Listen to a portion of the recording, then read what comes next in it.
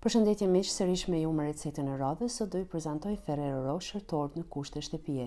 Në qoftë se keni ditëlindjen afër ju apo dikush nga familja juaj, mund të përgatisni këtë tort sepse vërtet është me shije fantastike. Për mua mbetet e preferuar dhe më e mira nga të gjitha. Fillimisht për të përgatitur pandispani nevojiten 4 vezë. Vezët i ndajmë të bardhat nga të verdhat, tek të bardhat shtojmë 150 gram sheqer dhe i rrahim derisa të shkrihet mirë sheqeri. Pastaj shtojmë të verdhat një nga një, duke i përzi pa ndërprej. Në anën tjetër përbërësit e ngurt i bashkojmë 150 gram miell, 30 gram kakao dhe një pako pluhur pjekje. Mielin e shtojmë gradualisht duke i përzi derisa të bashkohen mirë përbërësit dhe të mos mbeten kokriza. Kallapi ku do e pjekim pandispanin është 24 cm. Fillimisht kam 3 letër pjekje. Skajet i lyjmë me gjalp dhe brumin e fituar e kalojmë në kallëp.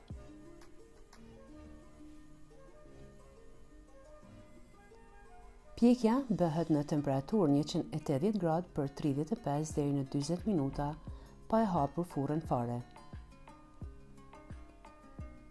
Kjo është një ide shumë e mirë për prerjen e pandispanjes, pra që nga kjo pandispan t'i nxjerrim 3 petë. Fillimisht skajet i prem me thik, pra vetëm sa fillojmë pak prerjen, pastaj me anë të penit i prem dhe nga pandispanja i nxjerrim 3 petë të barabarta. Në anën tjetër në një enë të thellë shtojmë 300 ml krem qumështi dhe një pako krem me shije kakao, pra krem për torta. I rrahim për disa minuta derisa të fitojmë një shkum të fortë. Shtojmë një lugë gjelle Nutella. Pra ky është kremi që kemi fituar. Kremin e kalojmë në shiring, ndërsa petët i spërkatim me qumësht të ftohtë. Fillimisht petët i lyjmë me krem karamel, në qoftë se keni, në qoftë se jo, mund t'i lyeni me Nutella.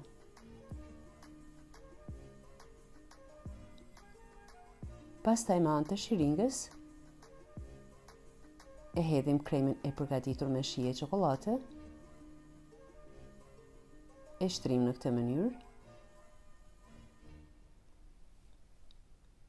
Hedhim sipër petën e dytë. Prapë e spërkatim me qumësht.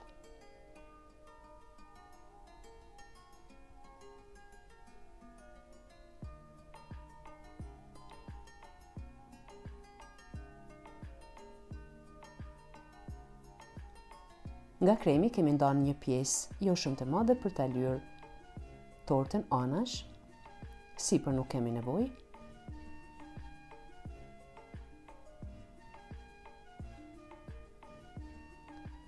Pasi e kemi lyer një shtresë me krem, anësoret do i mbulojmë me arra të grimcuara. Ndërsa këtu kemi 80 ml krem qumështi.